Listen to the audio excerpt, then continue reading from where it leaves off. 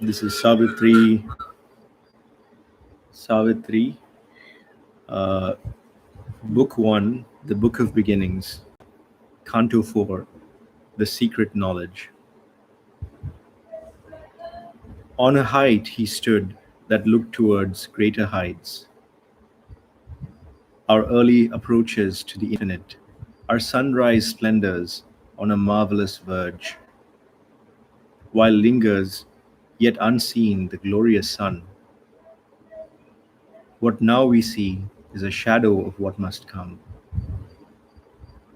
The earth's outlook to a remote unknown is a preface only of the epic climb of human soul from its flat earthly state to the discovery of a greater self and the far gleam of an eternal light.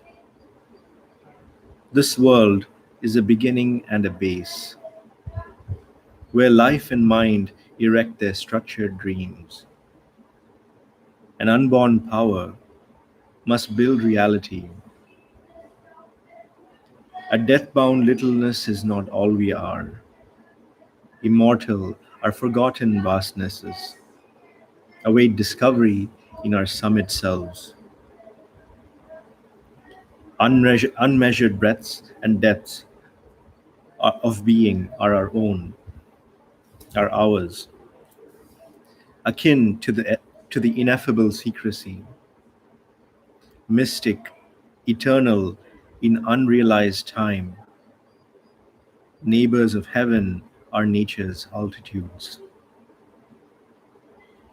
To these high peaked dominions, sealed to our search, too far from surface nature's postal routes, too lofty for our mortal lives to breathe, deep in us a forgotten kinship points and a faint voice of ecstasy and prayer calls to those lucent, lost immensities. Even when we fail to look into our souls or lie embedded in earthly consciousness, still we have parts that grow towards the light. Yet are there luminous tracts and heavens serene, and Eldorados of splendor and ecstasy, and temples to the Godhead none can see. A shapeless memory lingers in us still, and sometimes, when our sight is turned within, earth's ignorant veil is lifted from our eyes. There is a short, miraculous escape. This narrow fringe of clamped experience we leave behind, meted to us as life. Our little walks, our insufficient reach. Our souls can visit in great lonely hours, still regions of imperishable light, all seeing eagle peaks of silent power and moonflame oceans of swift, fathomless bliss, and calm immensities of spirit space. In the unfolding process of the self, sometimes the inexpressible mystery elects a human vessel of descent. A breath comes down from a supernal air. A presence is born, a guiding light awakes. A stillness falls upon the instruments, fixed, motionless like a marble monument. Stone calm, the body is a pedestal supporting a figure of eternal peace. Or a revealing force sweeps blazing in, out of some vast superior continent. Knowledge breaks through, trailing its radiant seas, and nature trembles with the power, the flame. A greater personality sometimes possesses us, which yet we know is ours, or we adore the master of our souls. Then the small bodily ego thins and falls. no more insisting on its separate self, losing the punctilio of its separate birth. It leaves us with nature and with God. In moments when the inner lamps are lit and the life's cherished guests are left outside, our spirit sits alone and speaks to its gulfs. A wider consciousness opens then its doors, invading from spiritual silences. A ray of the timeless glory stoops a while to commune with our seized, illumined clay and leaves its huge white stamp upon our lives. In the oblivious field of mortal mind, revealed to the closed prophet eyes of trance, or in some deep internal solitude, witnessed by a strange, immaterial sense, the signals of eternity appear. The truth mind could not know, the truth mind could not know, unveils its face. We hear what mortal ears have never heard.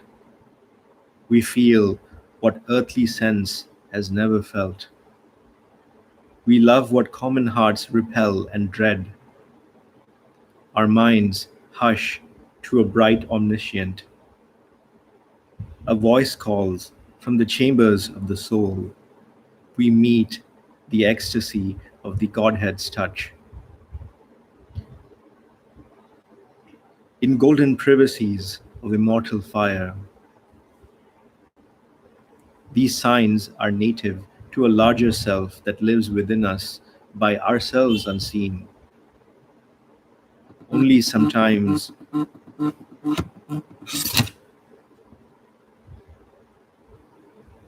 only sometimes, a holier influence comes. A tide of mightier surgings bears our lives, and a diviner presence moves the soul. And through the earthly covering, something breaks, a grace and beauty of spiritual light. Ourself and a high stranger whom we feel it is and acts unseen as if it were not. It follows the line of sempiternal birth, yet seems to perish with its mortal frame. Assured of the apocalypse to be, it reckons not the moments and the hours. Great, patient, calm, it sees the centuries pass, awaiting the slow miracle of our change in the sure, deliberate process of world force and the long march of all-revealing time. It is the origin and the master clue, a silence overhead, an inner voice, a living image seated in the heart, an unwalled wideness and a fathomless point, the real of all these cryptic shows in space, the truth of all these cryptic shows in space, the real towards which our strivings move, the secret grandiose meaning of our lives, a treasure of honey in the combs of God, a splendor burning in a tenebrous cloak. It is our glory of the flame of God, our golden fountain of the world's delight, an immortality cowled in the cape of death, the shape of our unborn divinity. It guards for us our fate in depths within, where sleeps the eternal seed of transient things. Always we bear in us a magic key, concealed in life's hermetic envelope, a burning witness in the sanctuary, regards through time and the blind walls of form. A timeless light is in his hidden eyes. He sees the secret things no words can speak. and knows the goal of the unconscious world and the heart of the mystery of the journeying years. But all is screened, subliminal, mystical. It needs the intuitive heart, the inward turn. It needs the power of a spiritual gaze. Else to our waking mind's small moment look, a goalless voyage seems our dubious course. Some chance has settled or hazarded some will, or a necessity without aim or cause, unwillingly compelled to emerge and be. In this dense field where nothing is plain or sure, our very being seems to us questionable. Our life a vague experiment, the soul a flickering light in a strange, ignorant world. The earth a brute mechanic accident, a net of death in which by chance we live. All we have learned appears a doubtful guess, the achievement done, a passage or a phase, whose farther end is hidden from our sight, a chance happening or a fortuitous fate. Out of the unknown we move to the unknown. Ever surround our brief existence here, grey shadows of unanswered questionings, the dark inconscious signless mysteries stand up unsolved behind fate's starting line. An aspiration in the night's profound, seed of a perishing body and half-lit mind, uplifts its lonely tongue, uplifts its lonely tongue of conscious fire towards an undying light forever lost. Only it hears, sole echo of its call, the dim reply in man's no unknowing heart, and meets, not understanding why it came or for what reason is the suffering here. God's sanction to the paradox of life and the riddle of the immortal's birth in time. Along a path of aeons, serpentine in the coil blackness of her nescient course, the earth goddess toils across the sands of time. A being is in her whom she hopes to know. A word speaks to her heart she cannot hear. A fate compels whose form she cannot see. In her unconscious orbit through the void, out of her mindless depths, she strives to rise. A perilous life her gain, a struggling joy. A thought that can conceive but hardly knows arises slowly in her and creates the idea, the speech that labels more than it lights. A trembling gladness is that a trembling gladness that is less than bliss invades from all this beauty that must die. Alarmed by the sorrow dragging at her feet, and the conscious of the high things not yet won, ever she nurses in her sleepless breast an inward urge that takes from her rest and peace. Ignorant and weary and invincible, she seeks through the soul's war and quivering pain the pure perfection her marred nature needs. A breath of Godhead on her stone and mire, a faith she craves that can survive defeat, the sweetness of a love that knows not death, the radiance of a truth forever sure. A light grows in her, she assumes a voice. Her state she learns to read, and the act she has done. But the one needed truth eludes her grasp. herself, and all of which she is the sign. An inarticulate whisper drives her steps, of which she feels the force, but not the sense. A few rare intimations come as guides.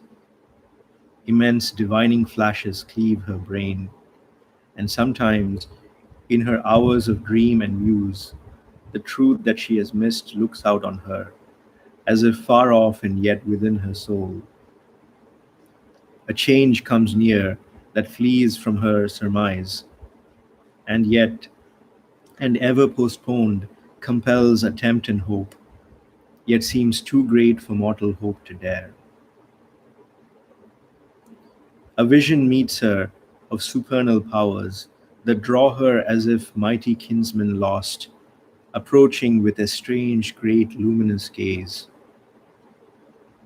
Then is she moved to all that she is not, and stretches arms to what was never hers, outstretching arms to the unconscious void.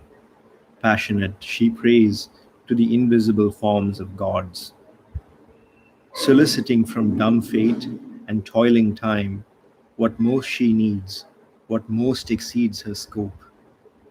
A mind unvisited by illusion's gleams, a will expressive of soul's deity,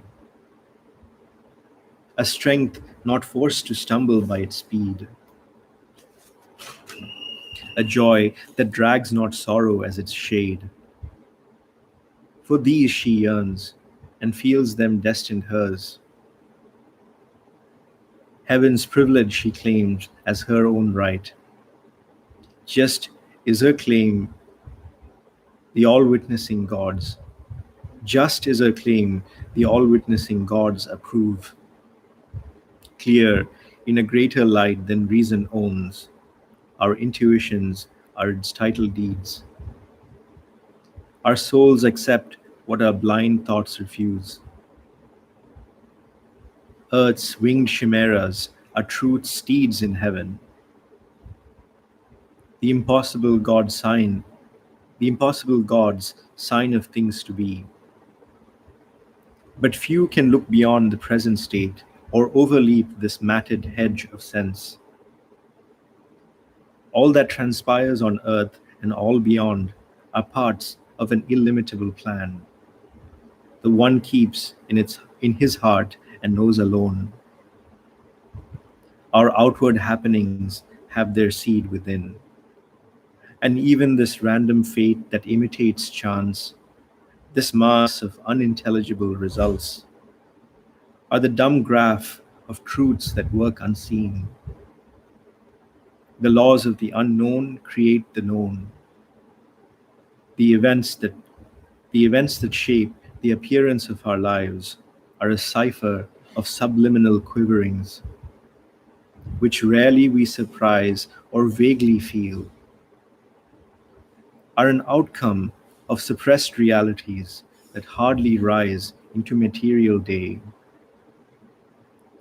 They are born from the spirit sun of hidden powers, digging a tunnel through emergency. But who shall pierce? But who shall pierce into the cryptic gulf and learn what deep necessity of the soul determined causal deed and consequence? Absorbed in a routine of daily acts, our eyes are fixed on an external scene. We hear the crash of the wheels of circumstance and wonder at the hidden cause of things.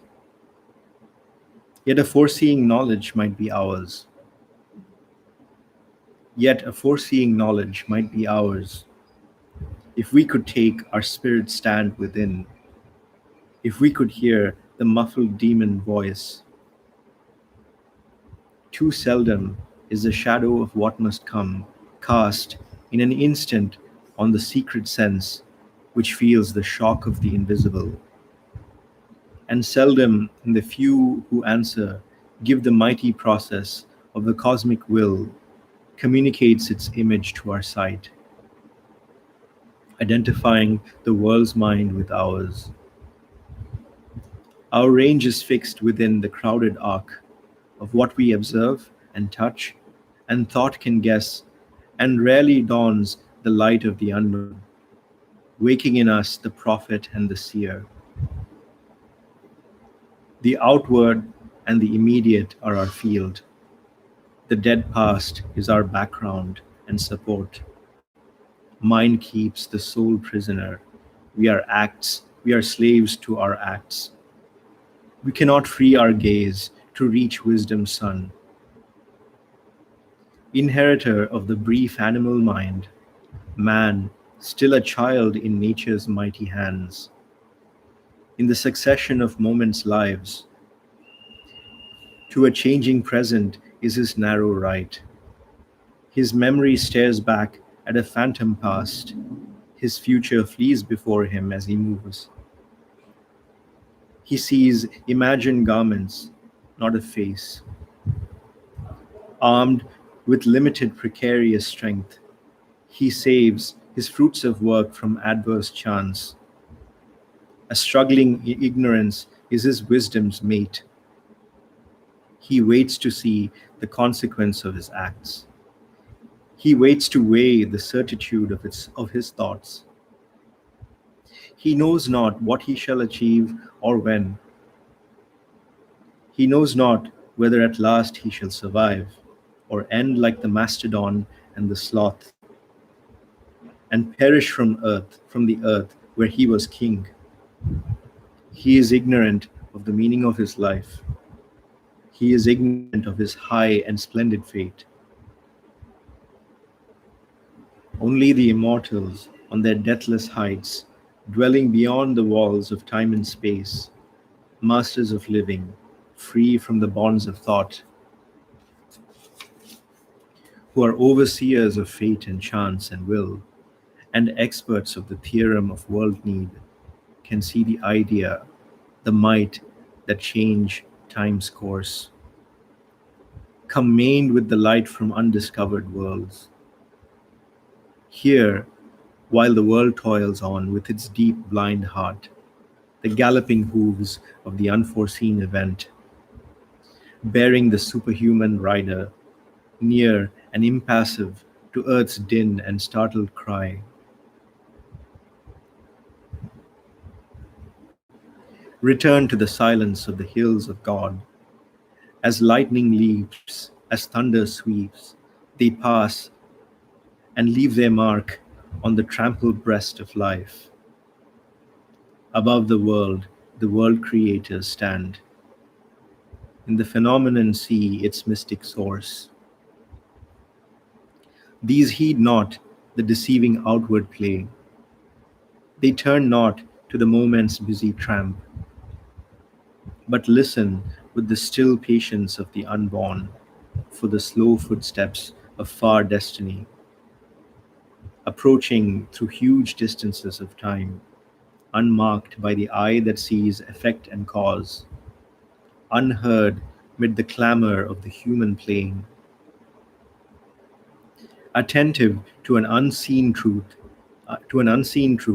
they seize a sound as of invisible augur wings, voices of an unplumbed significance, mutterings that brood in the core of matter's sleep.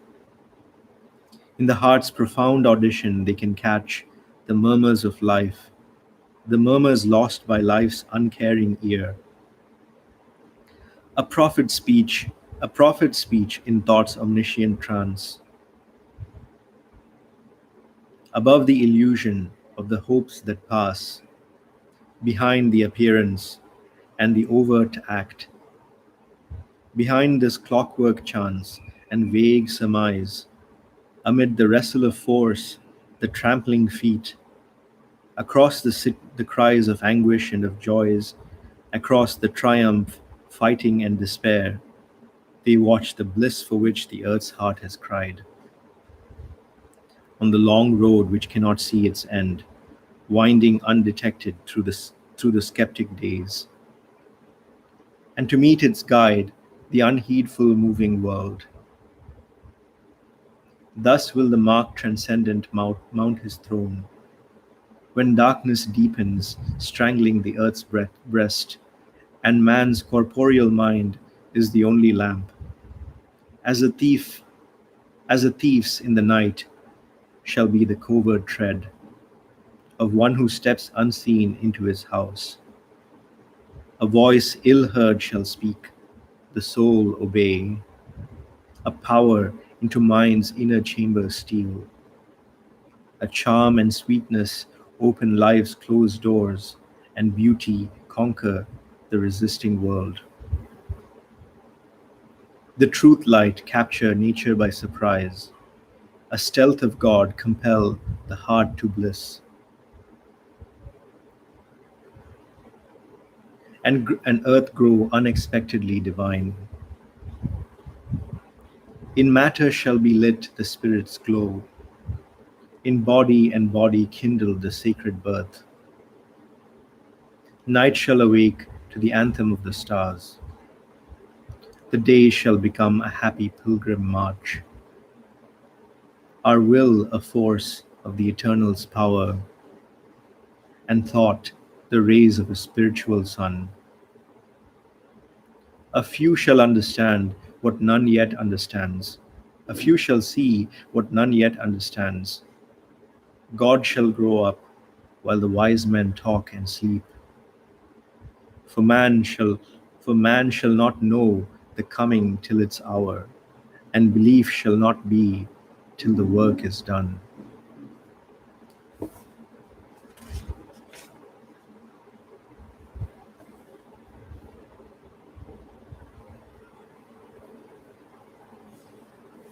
Hello. Was it good?